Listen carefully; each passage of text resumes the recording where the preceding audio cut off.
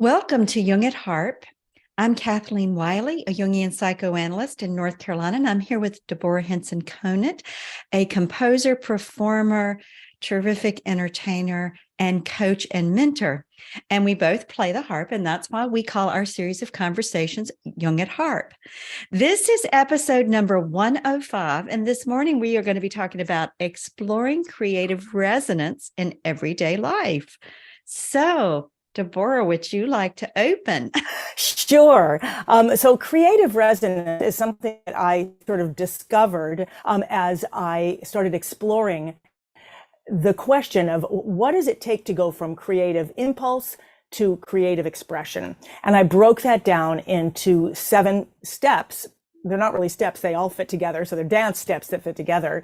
And I called it the strings of passion. And because I play the harp, although I'm in New York, so I don't have my harp here, one of the things that's really unusual about the harp is it only has 7 strings, 7 notes per octave.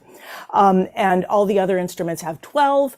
We get those other notes in another way, but there's the 7 notes that really create a universe of the music that we know.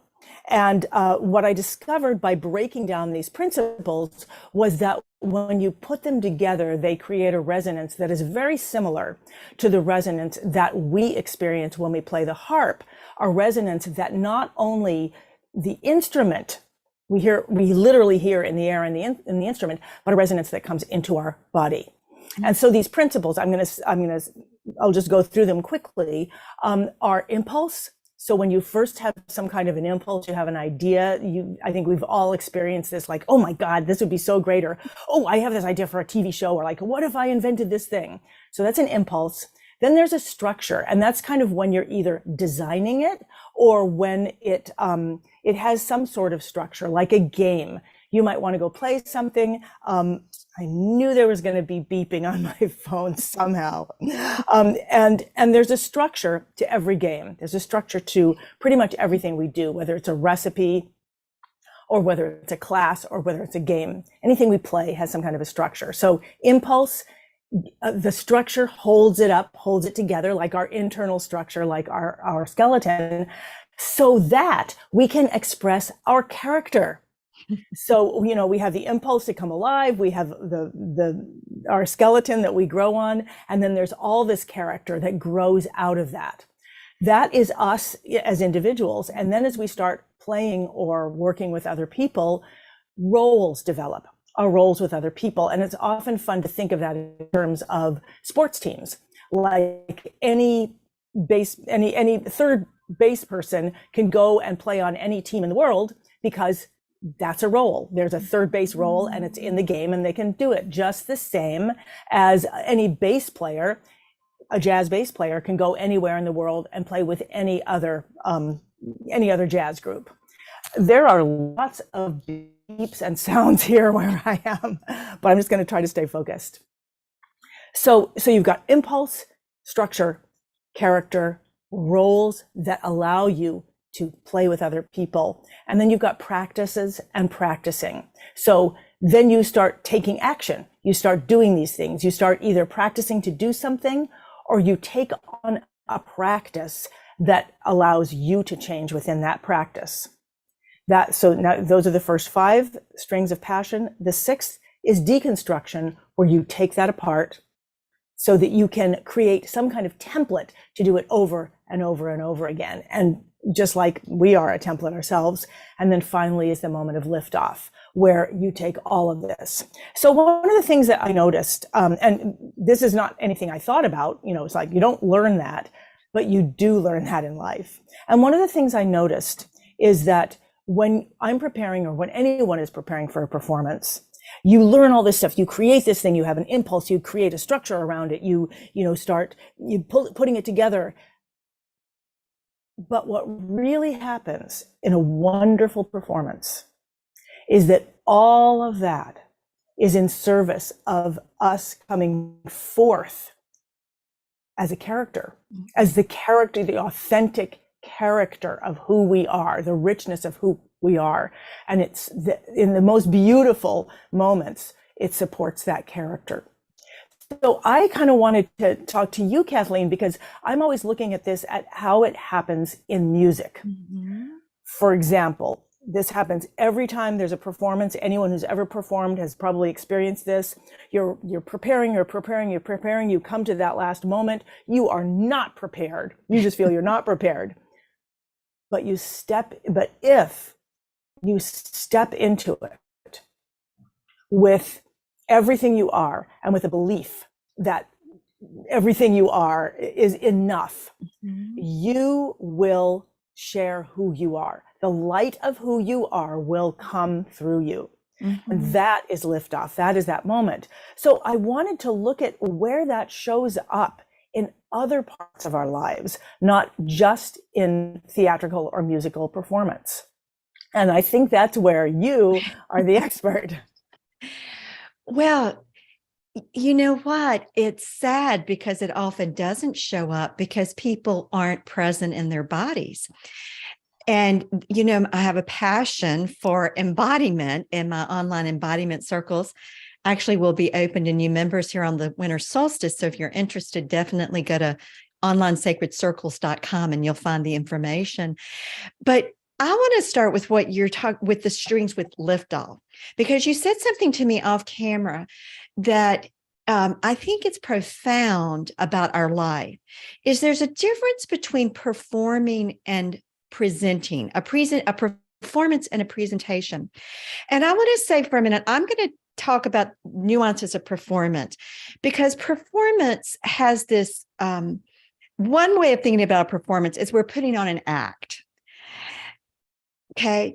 But I think what you're talking about in the 7 Strings of Passion and what you were just describing is a performance, not as a putting on an act, but as bringing all of who you are to bear on a particular moment in time, which if you are sharing a musical, would be that musical, that song, that character you're playing, but you bring all of you to bear. It's like there's a laser focus where in that moment, the performance, what's being seen is like this concentrated light of the larger self. That is what it means to live fully. And unfortunately, there's so much training in our culture and in the socialization process, and people learn not to show up and bring all of who they are to a given moment, because sometimes what is going on in the deeper recesses of us doesn't fit with the dot of light we think we should be, with the expectation, with the image of how we think it's going to go.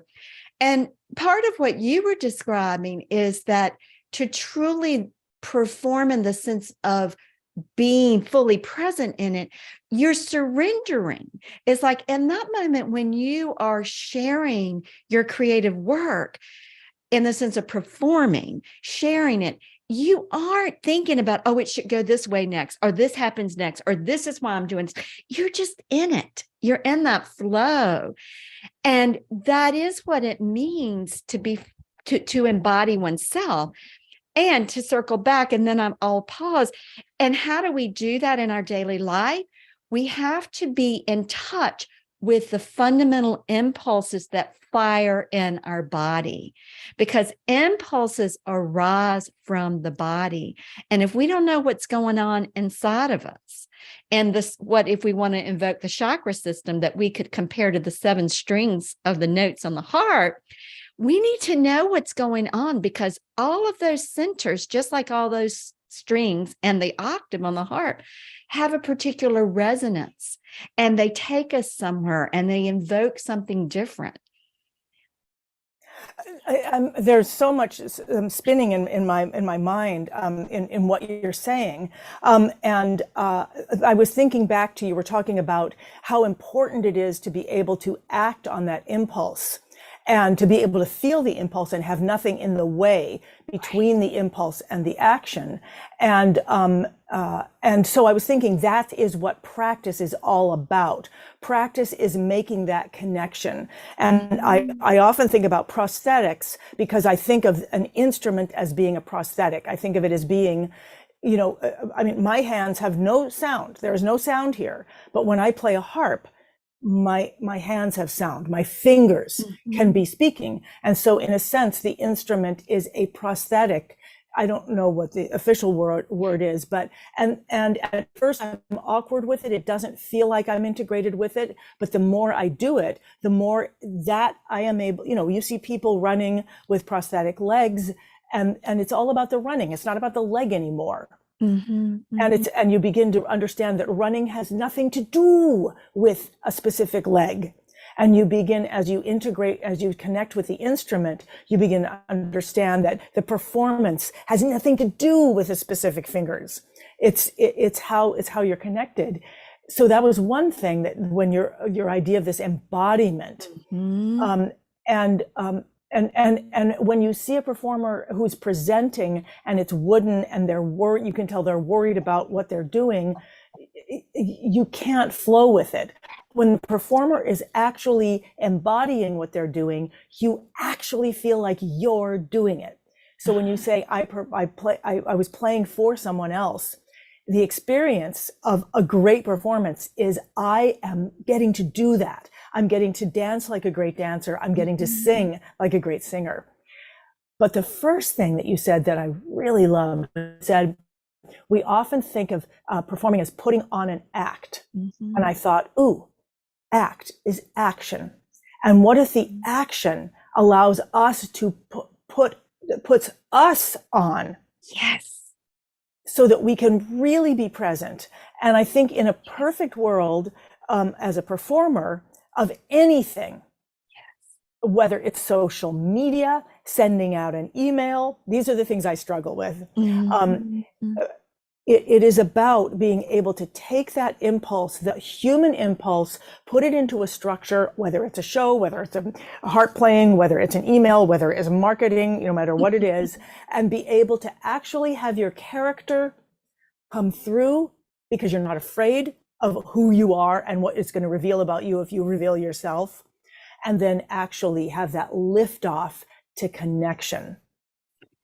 And so I'm looking at, because it's something that is very natural for me with performing, and it can happen at any moment. It has nothing to do with how much you've practiced. It has it has to do with how much you trust that what you've done is good enough, and then go with it no matter what it is, and don't inhibit it and don't stop it, and just roll with it. Now, try to get me to do that with social media or send, and I am just completely blocked. So I'm interested where are there other places in life that I could be practicing these principles of creative resonance, which is all about sharing my authentic self. Yeah, I mean, what you're saying is, I mean, it's the stuff of life. I mean, I'm thinking about the sharing the authentic self. Part of what you have to give up when you go on stage, and I'm going to, instead of say perform, I'm going to say share the creative project. When you go on stage, you have to let go of any expectation of what it should be or how you should be, and just be. And that's true everywhere in life. I'm thinking about, we're having some good friends over for dinner on Sunday. And, they have us over for dinner. Oftentimes we have dinner, then we play tunes together. They're both musicians. And the last time we were at their house, Mark made this wonderful fish soup that has a very fancy name that I don't remember. And, I cook so much vegetarian kind of dishes. So here I am inviting them over for a simple soup called Three Sisters, pumpkin, non-fat yogurt, cornbread. It's probably a chocolate bread pudding for dessert. But, and a part of me could get caught up in performing in the negative aspect of how do I kind of match what they did. But you know what? That's not me. That's not how I cook. That's not how I put together meals. So if I let myself share who I am, if I'm going to engage in the lift off, then I have to follow the impulse of what's natural to me, and what do I cook every day, and what are the flavors I enjoy putting together. I have to follow the impulse that's within me that just fits with me. I mean, this is so important. Jung once said about dream interpretation, he said the best method of dream interpretation is the it clicks.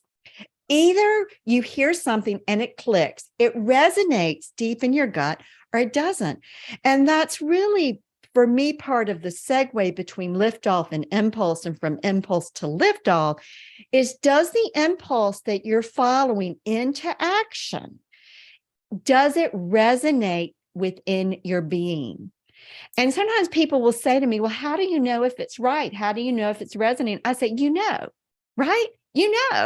There's a feeling deep in the gut. You can't explain it. You can't justify it. You sometimes can't even locate it in one physical place, but it's there. And so learning how to tune into that is part of the process of embodiment. It also is a part of what happens in Jungian analysis.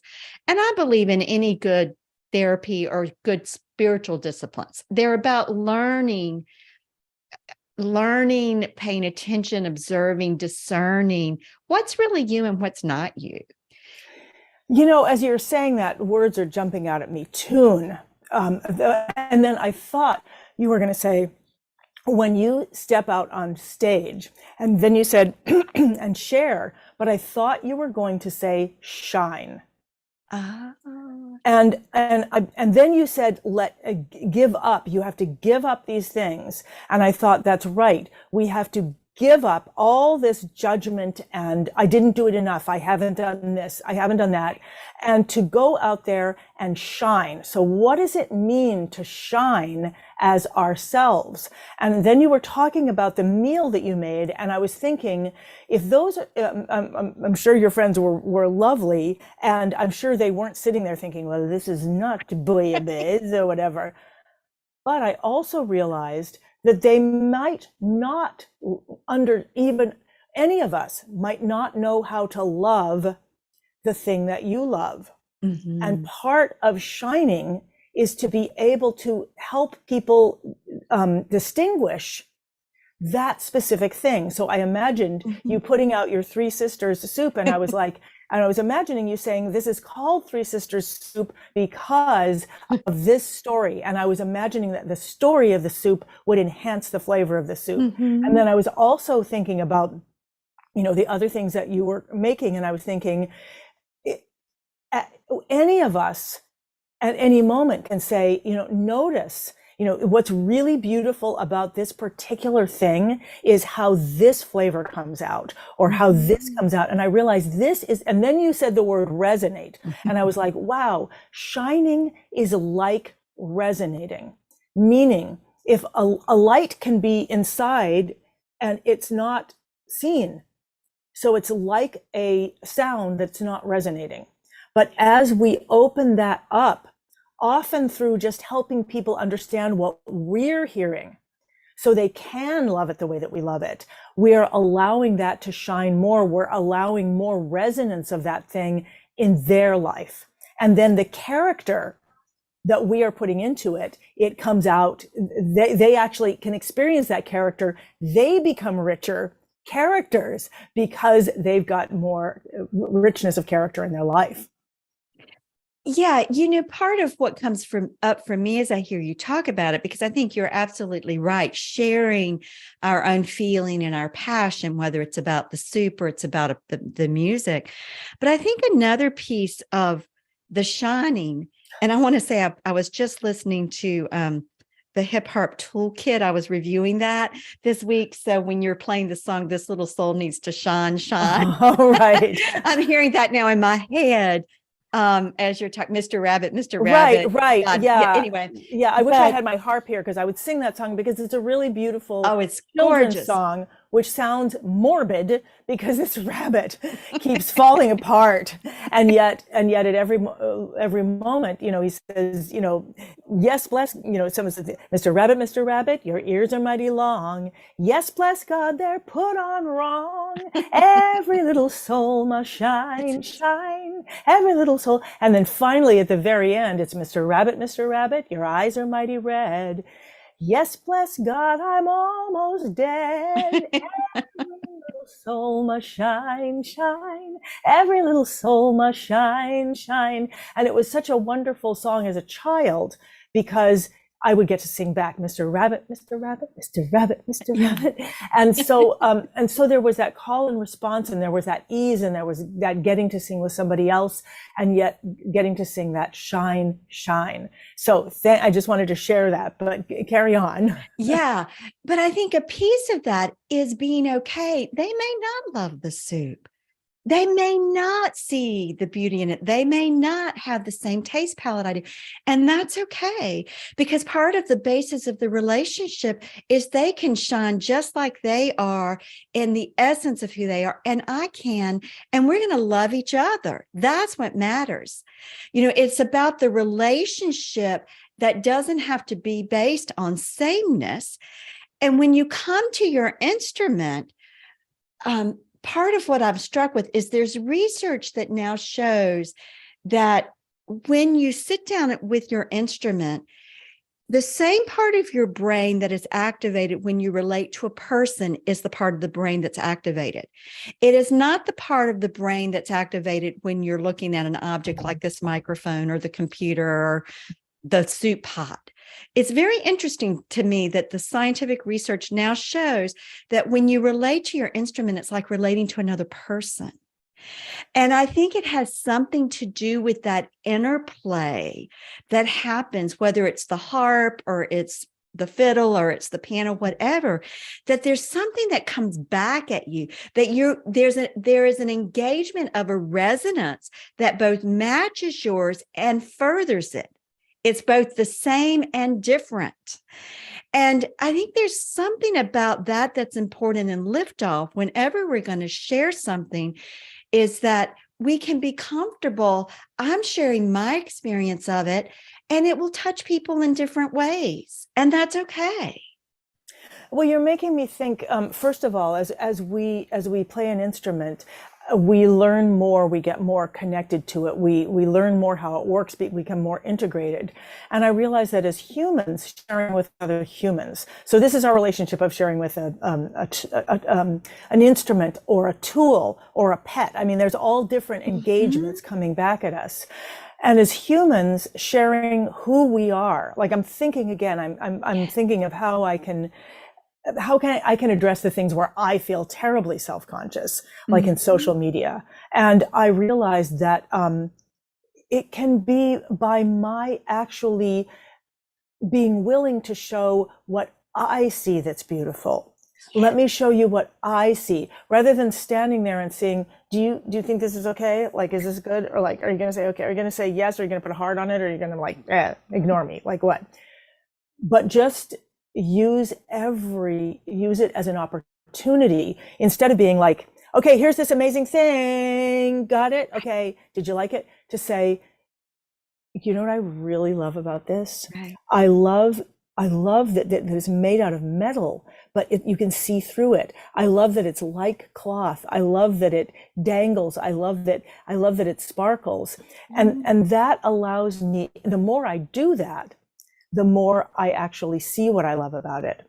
And if I then play with it, if I literally play with it, then I begin to see that it's also kind of like a, what is that? The flying fish that looks like this. It goes like that fish, and I can play with different parts of it. And the more I play with it, the more I start to discover all the incredible resonances. And I think to a certain extent, you can start with any object or any tune, and you can discover worlds from that one object, that one tune.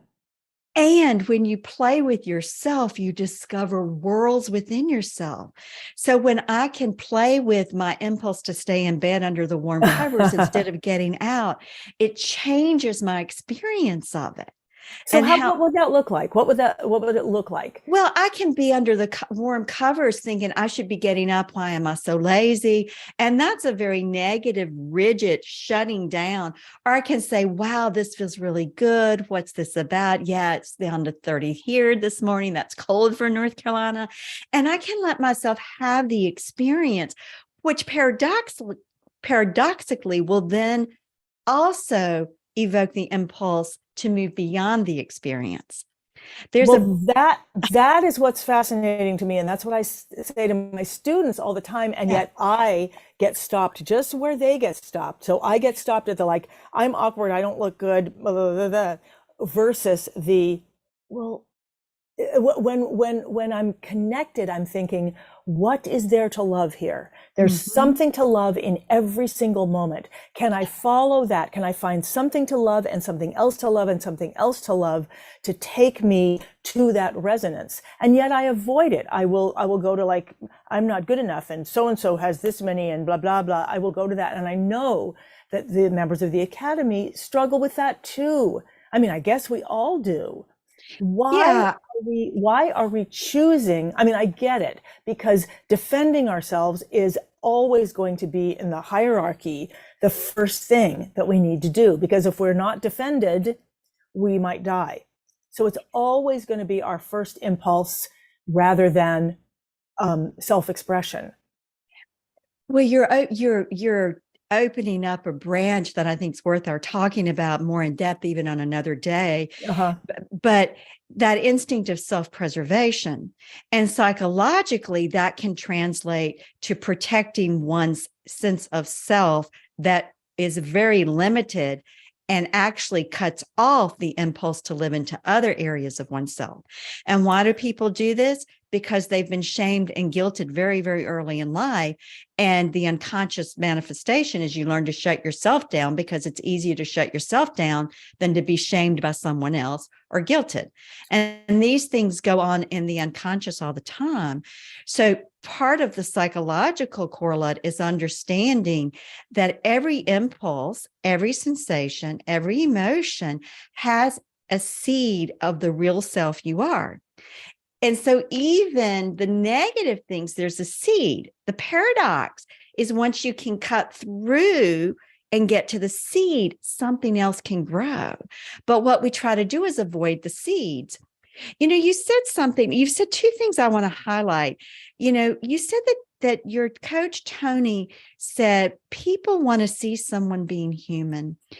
And Jung said that when everything else, all the psychological dynamics of how we relate to one another are cleared up, that what we're left with is what he called kinship libido, which is the need for human connection.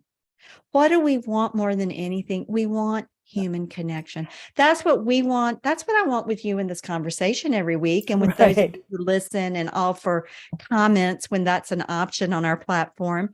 You know, I want that connection because there's something so life-giving that I don't get anywhere else. You know, it only happens in a human relationship.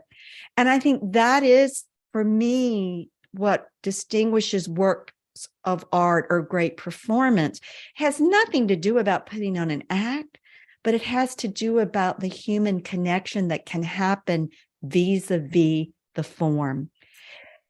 I think we were talking about that before we came on. And so I just wanted to say that my teacher, Tony, who was a mime, who didn't wear whiteface and who talked, that he said that when we're on stage, all that stage business, the play, everything, all of that is to keep the actor occupied so that the audience can see human expression. And I think often about dogs who are just like always, the minute they see a dog, it's like, dog, like that's what I am, like, wow. And I think we are longing to see other people acting like human and inspiring in a way, acting freely of who they are. And so I'm realizing that when we do, so as you were talking, I was like, yes, next week, let's talk about self-preservation versus self-expression. Great idea. or maybe the three: self-preservation, self-expression, self-actualization. How are those three things related? How do they go? And that's one of the reasons that I love these conversations, is that we start off with one, and this is just one of the things I want to say before we leave, and I know we do need to leave. we didn't say this at the beginning, I forgot to say this, is that this is a conversation. We're not here to say something that we already know, but we come with a question that we want to explore together through conversation, so that at the end of the conversation, we come away enriched by the conversation. And when we are on a platform where we can actually get your comments, which we're hoping to get back to soon, then it's really beautiful to have others be part of that as well. And that creates not just a creative resonance within ourselves, but then between us. Yeah, I often say in my embodiment circles, we're all tuning forks. You know, we all, when something gets dinged in us, we send out that vibration and we affect one another with that vibration. And when we come together in a conversation, we're open to that. We're open to that that being affected by one another in a way that we each can deepen more fully into who we are and let that resonance be the response. If you play with your daily life and every exchange you have, whether it's with your dog or it's with your spouse or it's with a friend or it's with the cashier at the grocery store, if you play with what vibration am I sending out right now and what resonance is coming back, and what vibration do I want to send back? And how do we do that? We do that with our words. We do that with our facial expressions. We do that with our tone of voice. We do it with our body language. We do it with our presence and all of what flows and how we act in that moment. But if we can play, if we can see life as a big playground, it's one big practice session. Right. And we'll be talking about how scary that is. I just want to say, I love how you said our presence, that we bring our presence. And I wanted to say that for me, becoming present to something we love in each and everything, that allows me to then bring my presence. And then it allows me to be open to playing or dancing or, you know, however it is that we're engaging. So I'm inviting everybody, and myself included, between now and next week to, in everything I'm doing, find something I love, allow myself to resonate to that, to be present to it, and then to allow that presence to be expressed and see how that changes my life. Yeah. And I want to say, and look for the beauty in whatever you're experiencing in the moment. Even if you're experiencing aggravation, what's the seed of beauty in there? What is it that your larger self wants you to know? Because what we love deeply connects us to beauty, which takes us back to our essence. Thank you, Kathleen. Once again, I just so much love having these conversations with you. And thank you, everybody else, for joining us in these conversations. And we love your comments and every way that you do take part. And Kathleen, I'll see you again next week. Okay. Bye-bye. Bye.